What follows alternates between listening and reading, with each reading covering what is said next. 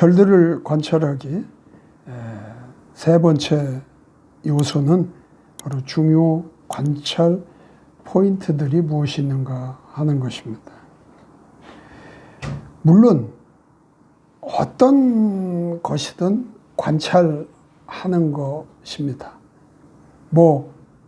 내가 만약에 성경 공부를 임할 때 관찰하는 어떤 요령 또는 관찰하는 방법을 익숙하게 익히고 있다면 굳이 중요 관찰 포인트들을 말할 필요가 없습니다.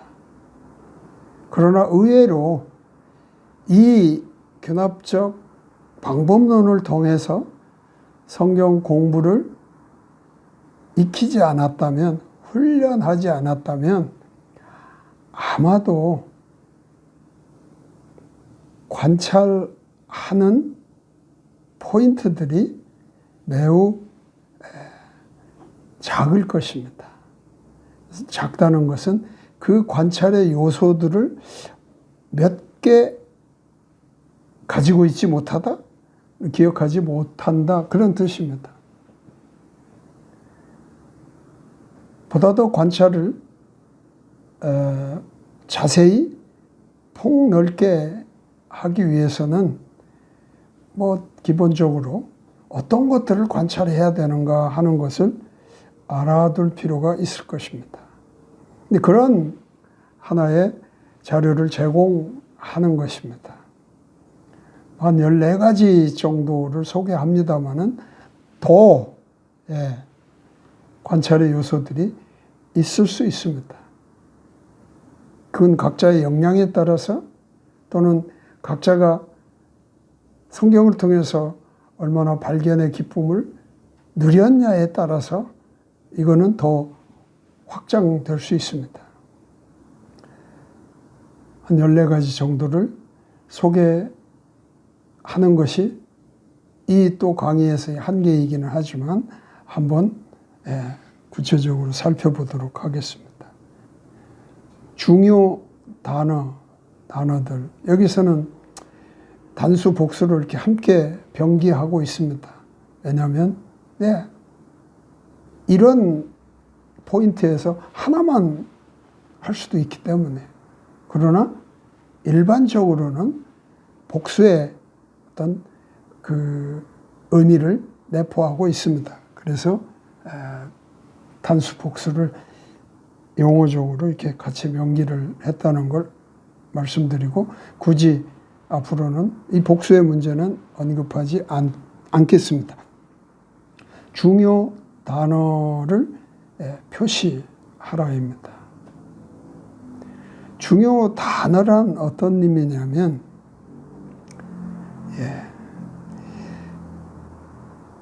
내가 본 것이 중요하다는 뜻입니다.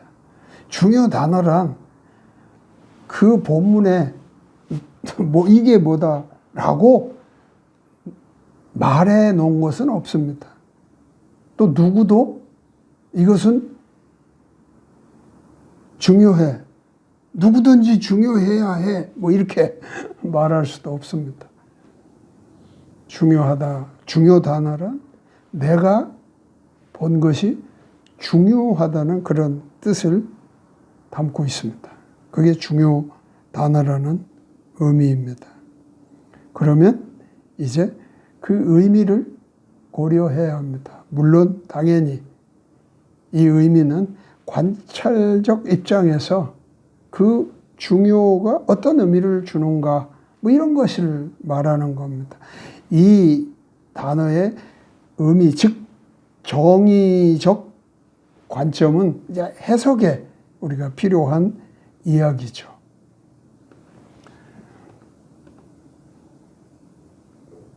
그리고 여기에 따르는 이 비교된 하나의 단어가 용어라는 말이 있습니다.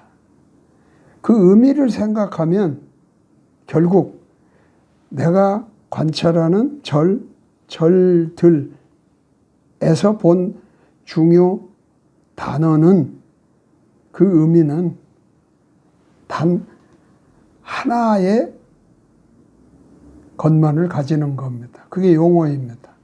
단어는 여러 의미를 가질 수 있습니다. 그래서 여러분들이 사전에 이렇게 찾아가서 어떤 단어의 의미를 쭉 보면 여러 개가 등장합니다. 죽다 단어가 있어요. 그러면 그 죽다의 단어의 사전적 의미는 예를 들어서 서너 개 됩니다.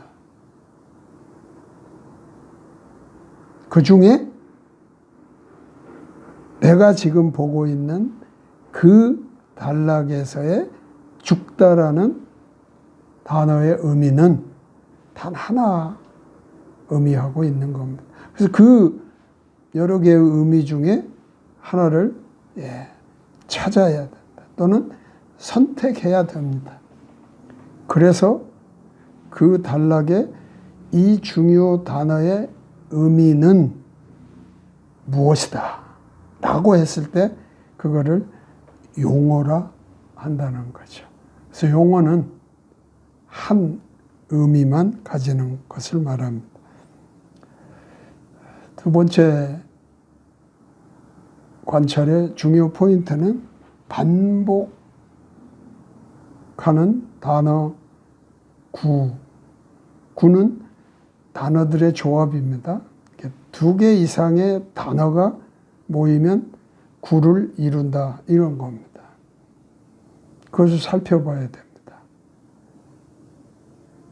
기본적으로 반복한다는 건 중요하기 때문에 거듭 말하는 거거든요. 제한된 성경의 그 한계 안에서 단어가 여러 번 반복된다면 중요하기 때문에 그 한정된 그 범위 안에다가 여러 번 그 얘기를 쓸 수밖에 없는 거죠. 한 가지 알아둬야 할 것은 그러니까 정확한 반복의 핵심이에요. 예를 들면 사랑하면 사랑이라는 단어가 계속 되는 것 또는 너는 사랑하라 이렇게 만약에 말하는 게 있다면 계속 반복되는 것 이게 정확한 반복이라고 말할 수 있습니다. 이게 우선시 되는 겁니다. 그러나 반복이라고 하는 것은 꼭 그렇게 정확한 반복만 있는 게 아니라 뒤에 가서 언급은 할 것입니다만은 어떤 논리의 사고에 따라서 비슷하게 반복되는 것들도 놓치면 안 됩니다. 그게 이제 좀 더 이 훈련이 잘 되고 이제 성경을 대할 때 나의 뭐라고 그럴까요? 관찰의 내용들이 풍성하게 되면 그런 것들이 추가적으로 관찰할 때 적용될 수가 있을 것입니다. 아무튼 여기에 한 가지 더하여 고려해야 될 사항은 바로 논리의 사고의 논리로 인한 반복의 어떤 연관을 우리가 또 놓치면 안 된다. 세 번째 관찰 포인트는 대조되는 단어와 구를 살펴보라고 하는 것입니다. 앞에 표현된 또는 언급된 어떤 것과 반대되는 그런 개념을 가지고 대조의 표현들이 있습니다. 대조의 단어들이 나타납니다. 예를 들면 그러나 그럼에도 불구하고 더 많이 다른 한편 벌써 그렇지만 같은 반대의 의미를 표현하는 것들입니다. 비교의 단어와 구를 살펴보는 겁니다. 이거는 대조와 반대되는 거죠. 그러니까 대조도 비교의 한 부분입니다. 비교해서 반대를 비교하면 대조인 것이고, 여기서 말하는 비교란 같은 점을 나타내는 것을 말합니다. 이런 거에는 이런 것들이 있습니다. 뭐뭐과 혹은 없이도 같이, 뭐뭐처럼, 역시, 또한, 이와 같이, 또한 뭐뭐과 같이, 이런 것들입니다. 이런 거는 앞에 표현된 어떤 것, 뭐 뒤에 표현되는 것을 끌어올 수도 있지만, 그런 것들을 비교하여 같은 점을 찾아보려고 하는 그런 표현들입니다. 다섯 번째는 시간을 나타내는 것, 시간의 의미를 가지는 그런 단어와 구를 봅니다. 그때, 그렇죠? 어떤 또는 어떤 때, 또는 이후에, 뭐뭐까지, 뭐뭐 후에, 뭐뭐 때라면, 뭐뭐 전에, 지금, 동안, 뭐뭐 동안에, 언제, 이런 것들은 다 시간을 나타내는 것입니다. 또 결론의 단어들이 있습니다. 구도 있고요. 결론을 말하는 그런 것들 이런 겁니다. 그러므로, 그런데, 뭐뭐 때문에, 그리하여, 뭐뭐 하도록, 이 이유 때문에, 이런 것들은 대부분 그 뒤에 이어지는 어떤 내용들은 결론을 말하는 거예요. 결론은 언제 어디서나 중요합니다. 결론을 놓치면 안 되는 거죠. 결국은 결국을 말하는 것이 중요하기 때문에 결론에 그러한 관찰의 요소도 눈여겨봐야 되는 것이고요. 그리고 원인과 결과를 나타내는 단어가 있습니다. 원인과 결과. 앞에 여섯 번째 관찰 포인트는 그냥 원인 결과 없이 결론에서 언급되는 것만 우리가 관찰될 수도 있습니다. 그러나 그 본문 자체가 뭐 어떻게 보면 우리가 관찰할 때 쉽게 원인과 결과를 그 가까운 곳에서 또는 그 단락에서 얘기하는 그런 부분도 있습니다. 그래서 원인과 결과가 뚜렷하게 나타나는 그런 것이라고 볼 수가 있죠. 그래서 그러므로라는 그런 단어를 보게 되면 이게 결론을 내리는구나.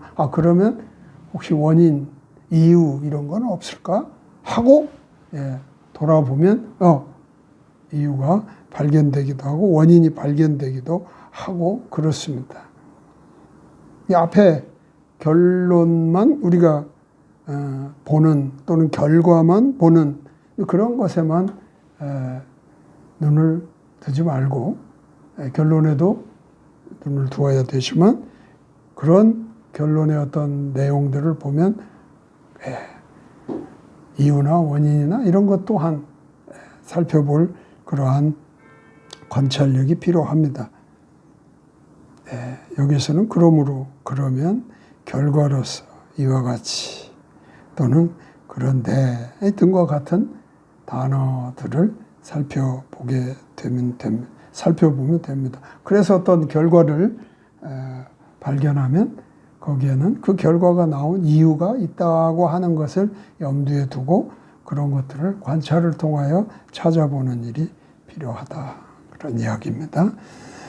여덟 번째에서는 교훈, 경고, 그리고 명령을 나타내는 단어와 구들을 살펴보는 것입니다.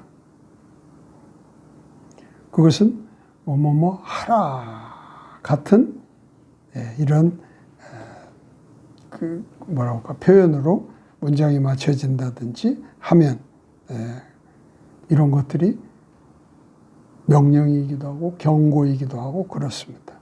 반드시 뭐뭐 해야 한다든지 또는 그리고 너는 너희는 하고 말하는 이런 표현들은 이런 구는 반드시 관심 있게 관찰해야 될 것들입니다. 또 목적 또는 이유를 말해주는 그런 단어도 살펴보아야 합니다. 왜냐하면 뭐뭐 때문에, 뭐뭐심으로, 뭐뭐 하도록, 뭐뭐 마찬가지로, 또 뭐뭐를 위하여, 뭐뭐시라면 등과 같은 것들이 여기에 해당한다고 볼 수 있습니다.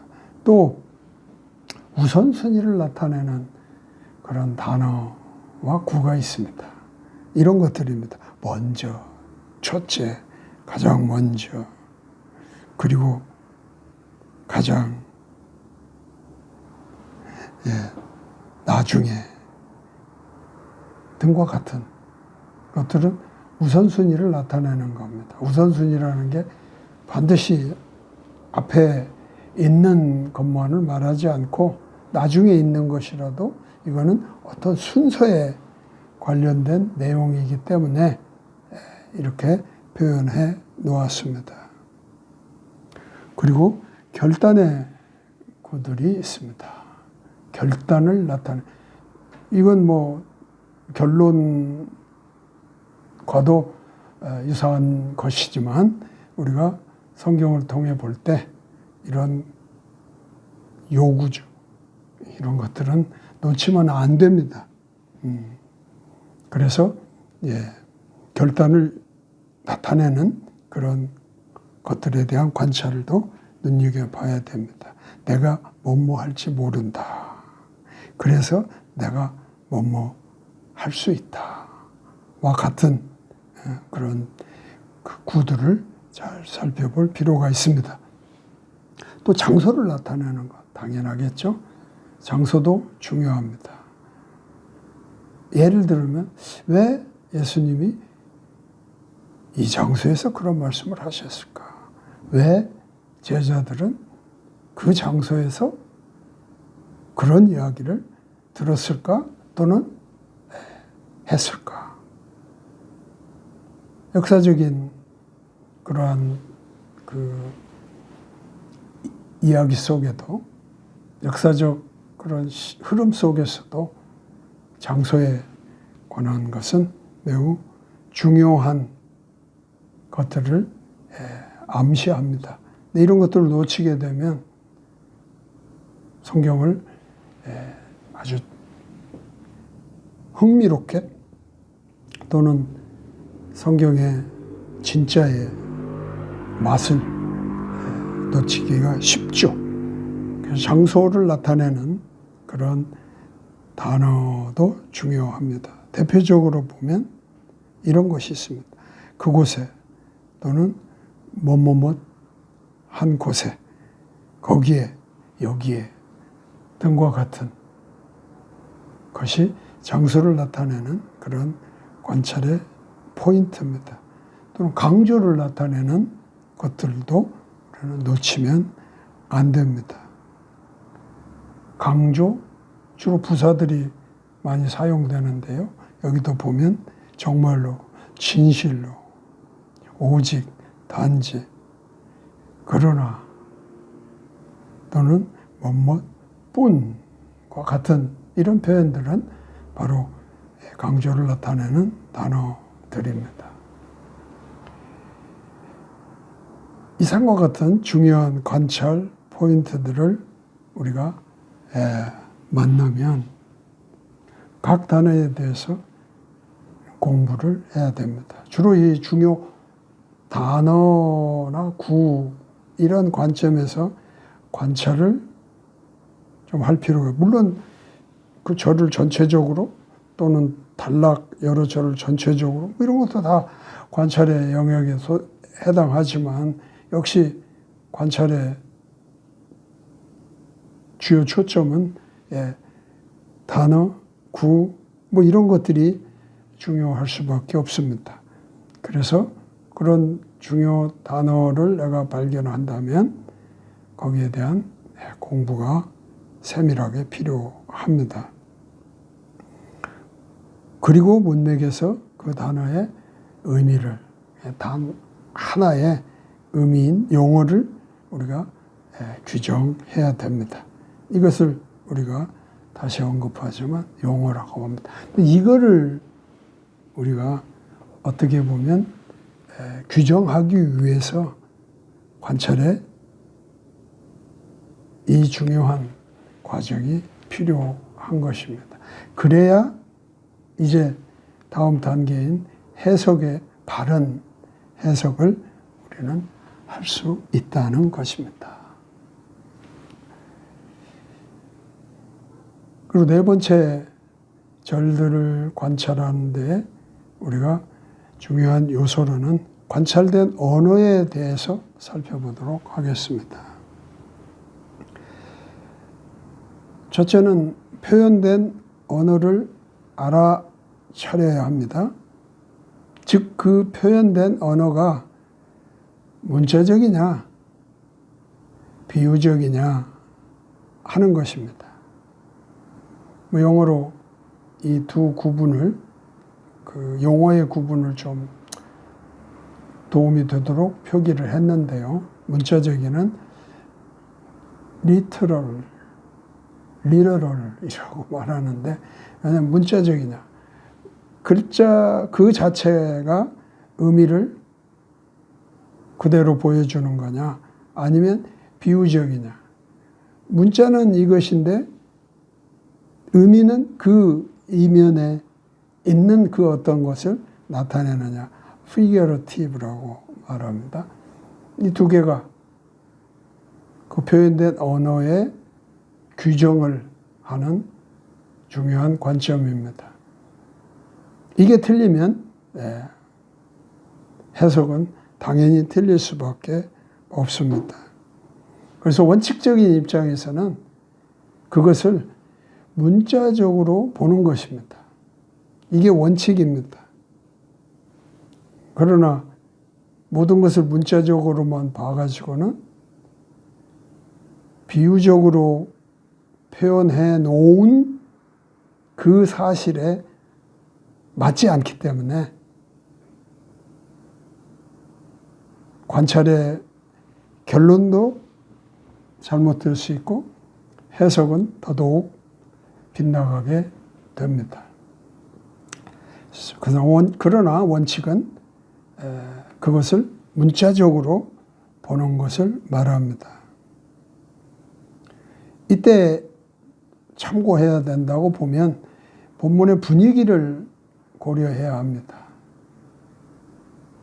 본문이 여러 그 다른 그 문맥이든 또는 지금 내가 보는 본문 외에 다른 단락에서의 그런 것들도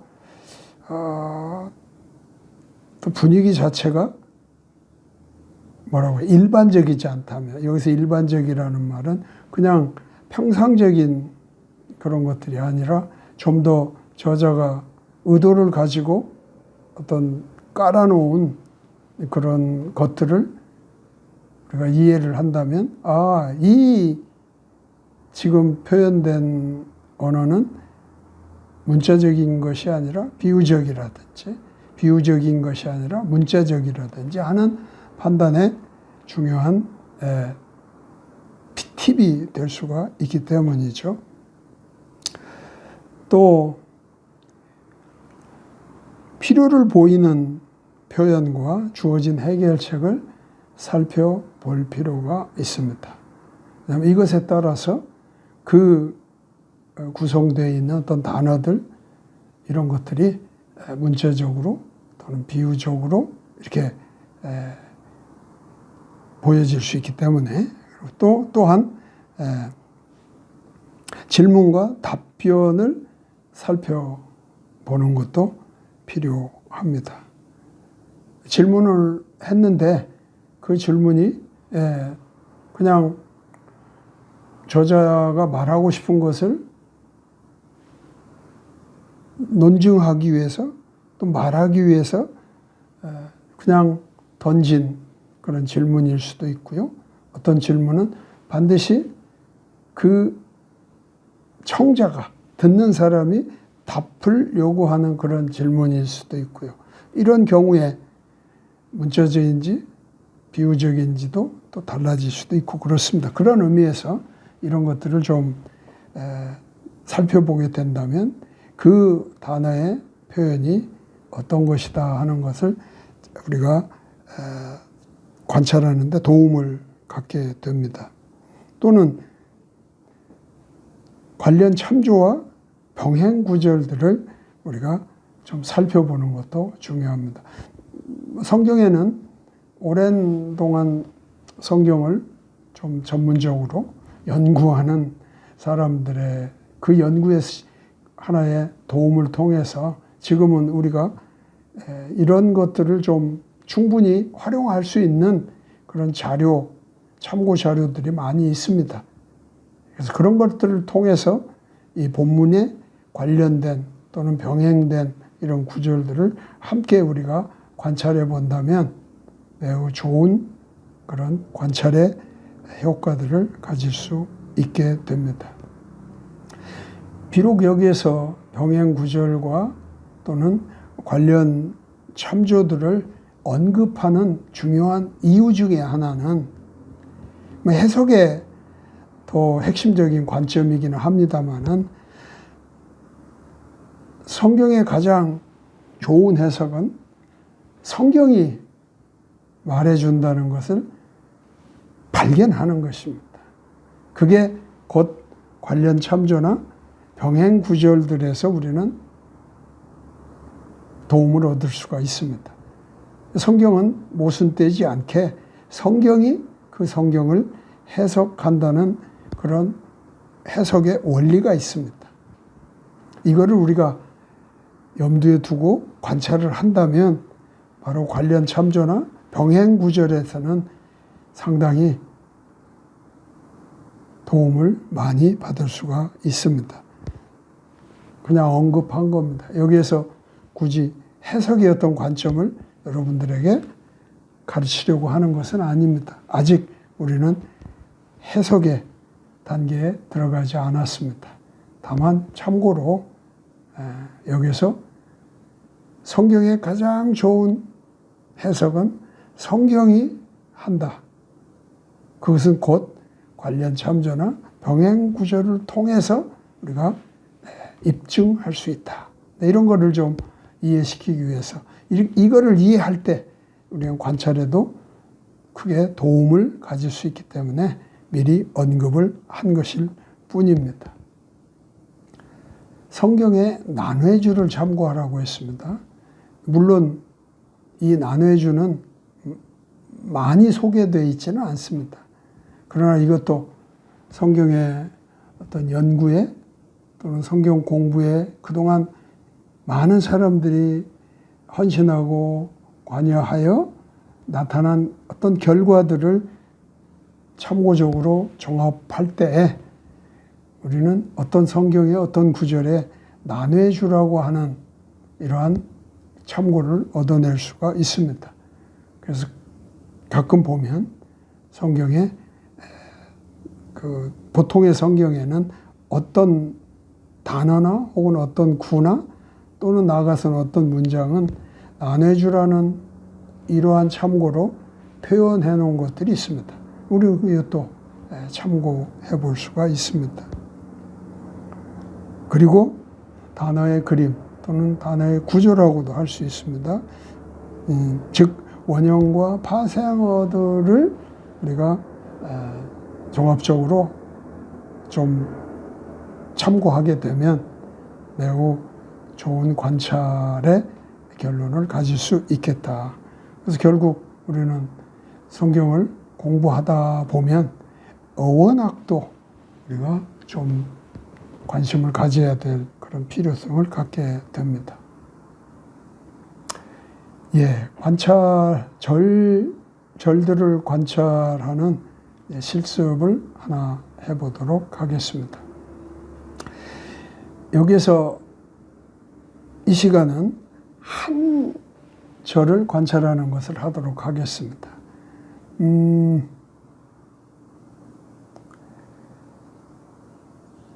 아까 이 지금 강의의 처음에 시작할 때 단락이 우리가 관찰을 하는 가장 기본 단위라고 했습니다. 단락이란 한 절 또는 여러 절이 이렇게 범위로 있는 겁니다. 한 절을 가지고도 한 단락으로 볼 수 있죠. 그래서 우리가 관찰에 있어서 최소 단위로 볼 수 있는 것은, 범위는 한 절도 포함된다는 거예요. 그래서 아마 한 절을 한번 관찰하는 것을 보도록 하겠습니다. 이것 또한 이 여러분의 강의를 하고 있는 이 사람의 관찰의 어떤 경험치라고 하는 것을 먼저 말씀드립니다. 시편 110편 1절을 하고자 합니다. 110편은 다윗의 시라고 성경에 나타나 있습니다. 킹 제임스 성경과 개역 한글 성경 두 개를 여러분들에게 보여드리고 같이 공부한다기보다 다른 번역본을 읽었을 때 이렇게 이 구절의 표현이 있다는 것을 같이 보여드리려고 합니다. 왜냐하면 서로 보완적인 요소가 있습니다. 예를 들면 킹 제임스 성경으로서 시편 110편 1절을 읽을 때 가장 여기서 중요한 관찰의 그 포인트는 주라고 하는 말이 두 가지로 등장이 됩니다.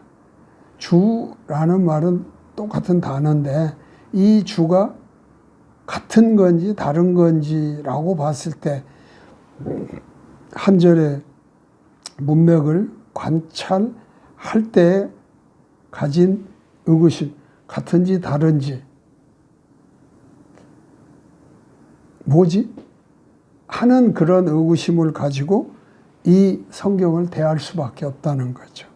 왜냐하면 성경 자체가 나에게 그렇게 보여지기 때문입니다. 보면 킹제임스 성경에서는 내 주께서 내 주께 말씀하시기를 이렇게 되어 있습니다.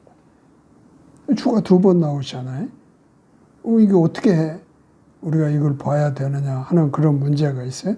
뒤로 해서 한글 개역 성경에 보면 뭐라고 되어 있냐면 여호와께서 내 주에게 말씀하시기를 그랬어요.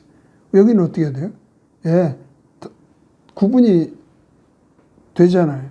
여호와라는 존재가 있고 지금 주라고 하는 존재가 있다는 말이죠. 다르죠. 다르다는 걸 알 수 있어요. 그래서 한글 개역 성경으로 본다면 그 관심은, 그 관찰의 포인트는 그다지 그렇게 중요하지 않을 수 있죠. 이런 겁니다. 이런 성경이 다 같은 줄 알지만 어떤 성경을 가지고 내가 그거를 공부를 하고 그래서 관찰을 하느냐에 따라서는 그 관찰자의 중요 단어가 다를 수 있는 거예요. 물론 이 시편 110편의 1절에서의 관점은 그뿐만 아니라 그것에 따라서 지금 앞에 처음에 관찰의 요소에 따라서 내라고 말한 거는 누구냐 또는 유라는 의미에 있어서 내는 누구냐 이런 관찰의 또 포인트가 또 있습니다. 이제 이런 것 때문에 이 흥미로운 한 절의 관찰이고, 또 더 나아가서 중요한 것은 이 성경을 쭉 읽다 보니까 이 시편 110편 1절은 인용이 많아요. 신약에서. 그리고 그 인용을 하는 신약에서의 그 구절들의 또 본문을 가서 보면 의미하는 게 굉장히 중요하더라는 거죠. 이것을 인용해서 무엇을 말하는가 봤더니 그 말하는 포인트가 굉장히 중요하더라는 거죠. 그래서 우리는 시편의 110편 1절을 관찰하고 거기에서의 해석을 통해 이 말씀을 내가 나에게는 뭘 의미하는지를 깨달아 본다고 할 때 매우 중요한 하나의 성경의 가르침을 우리는 이 한 절을 통해서 가질 수 있다는 거죠. 근데 그런 것들이 이 성경을 보면서 좀 관찰을 더 깊이 하고픈 그런 욕구가 생겼고, 그래서 한번 그거를 관찰해 본 내용을 좀 소개하려고 합니다. 구체적인 내용은 사실은 중요한 게 아닙니다. 이미 말씀 다 드렸습니다. 이 정도가 관찰의 중요한 요소, 아니 관찰하고자 하는 어떤 내용이고, 그것을 위해서 하나의 방법론 내지는 절차로 여러분들에게 이것을 소개하려고 합니다. 먼저 이 한 절의 말씀을 기계적 구조로 다시 한번 설계를 해 보았습니다. 이 본문을 우리가 그냥 성경을 그대로 놓고 성경책 자체에서 관찰을 계속 하는 것도 물론 됩니다. 뭐 그렇게 한다고 관찰이 안 되는 건 아닙니다. 그러나 관찰을 좀 더 속속들이 광범위하게, 또는 그것이 나의 성경 공부의 어떤 깊이로 좀 더 나가기 위해서는 그 연구하고자 하는 성경 본문을 이렇게 재설계, 즉 기계적 구조의 설계를 한번 해보는 것이 굉장히 중요한 과정이라고 저는 생각을 합니다. 그래서 이 기계적 설계의 내용을 한번 소개해 드리는 것입니다. 그것은 또한 이 한 절의 본문이 한 절의 이 관찰하고자 하는 곳에 두 구분이 있다는 그런 관찰이 파악이 되고, 그것을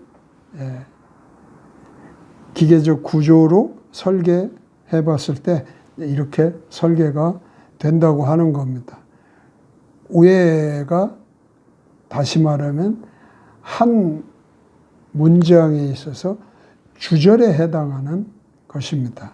위에 부분이. 그리고 이 밑에 부분은 종속절에 해당한다고 볼 수가 있습니다.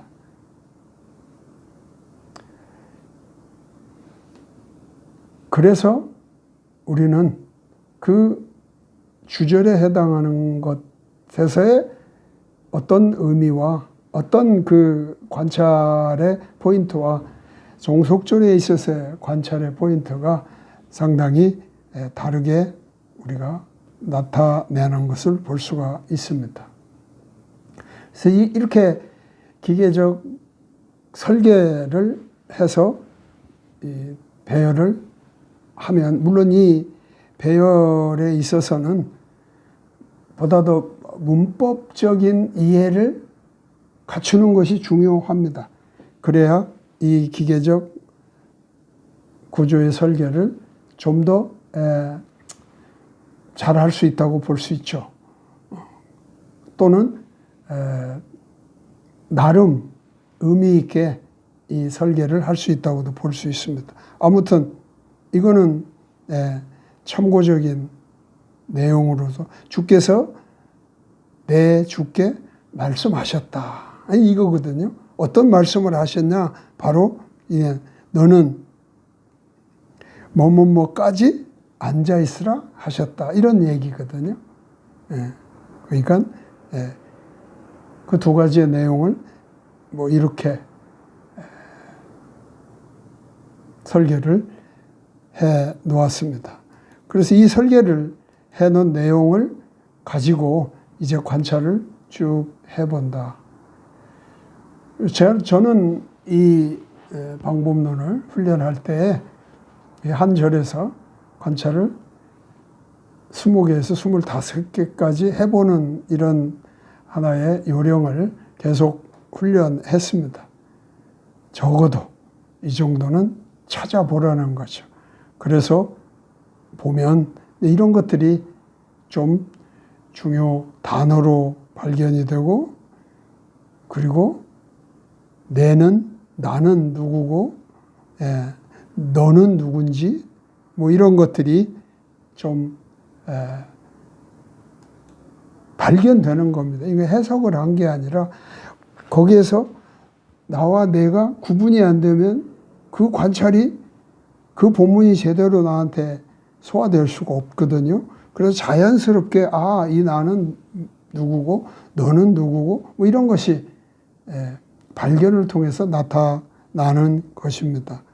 그리고 저자는 누구인지, 독자는 누구인지 뭐 이런 것들이 관찰을 통해서 문맥이나 자료나 이런 걸 통해서 우리가 충분히 관찰로서 볼 수 있는 것들, 이건 명령을 하고 있구나, 문학 양식은 뭐구나, 형식은 이건 가르치는 어떤 그런 형태로 볼 수 있구나, 반복이 있는가,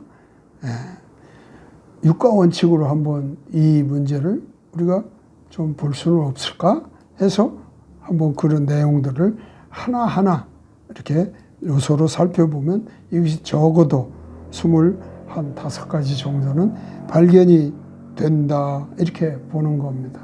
여기에는 이 관찰을 통해서 이런 하나의 질문들까지 스스로에게 해보는 겁니다. 질문들까지 이렇게 나왔다는 것. 이 나중에 우리가 관찰의 단계를 마치고 해석의 단계로 가면 관찰에서 해석으로 넘어가는 브릿지를 하나 소개를 하게 될 겁니다. 관찰한 걸 결국 이제 해석을 해야 되는데, 해석할 때는 관찰한 범위 안에서 하는 거거든요. 만약에 관찰의 범위를 넘어선 내가 해석을 한다면 내가 관찰을 아직 다 못했다는 것이 되는 겁니다. 그러면 해석을 하기 전에 관찰을 더 해야 되는 거예요. 어쨌든 관찰에서 해석으로 넘어갈 때 필요한 게 뭐냐면 무엇을 해석할까를 내가 또 공부하는 중에 내가 결정을 해야 되거든요. 이 결정이 바로 이러한 스스로에게 하는 어떤 질문을 통해서 해석을 해나가는 겁니다. 그것을 곧 관찰에서 해석으로 넘어가는 브릿지라고 할 수 있는 겁니다. 여기서 관찰의 이런 내용까지를 포함을 했습니다. 그리고 이 구절이 신약에 와서 예수님도 사도들도 다 언급합니다. 그래서 이 구절에 병행구절, 관련 참조로 이 인용들을 우리는 해야 되는 거죠. 그래서 인용까지 관찰이 되었다 하는 겁니다. 그리고 이 관찰된 걸 우리가 다 말하는 것은 적절하지 않습니다. 왜냐하면 내가 중요하다고 본 것이기 때문에. 그러나 내가 이 성경 공부를 한 것을 다른 사람에게 가르친다면 이 관찰한 내용을 가르칠 때에 그 가르침을 받는 그 사람들에게 중요한 것을 내가 스스로 선택할 수밖에 없습니다. 그것이 곧 내가 어떤 관찰의 포인트로 그들에게 말하는 것입니다. 가르치는 것입니다. 그래서 내가 관찰된 것을 이제 한 서너 가지의 포인트로 이거를 집결시켜야 됩니다.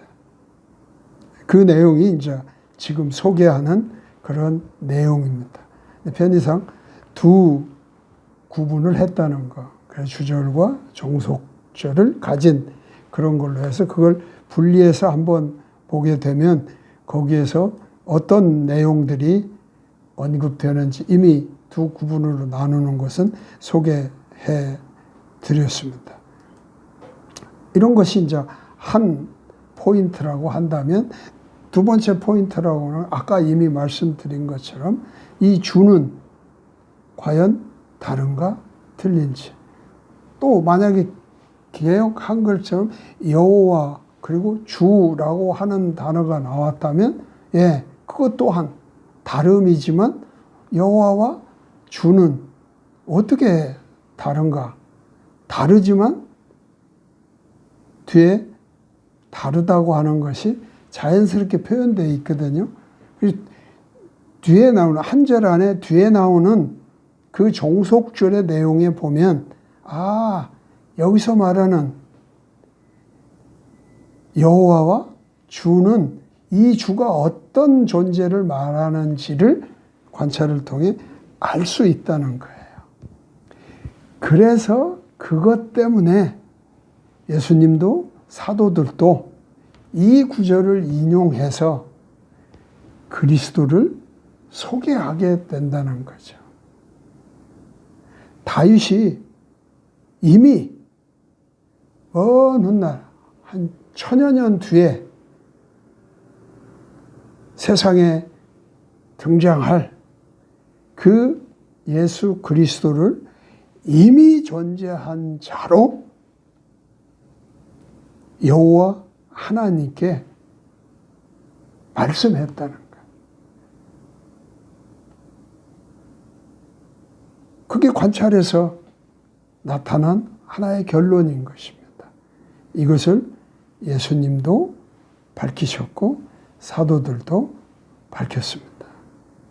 그것을 저는 110편 1절에서 왜 사도들이 그렇게 왜 예수님이 이렇게 말씀하셨는지를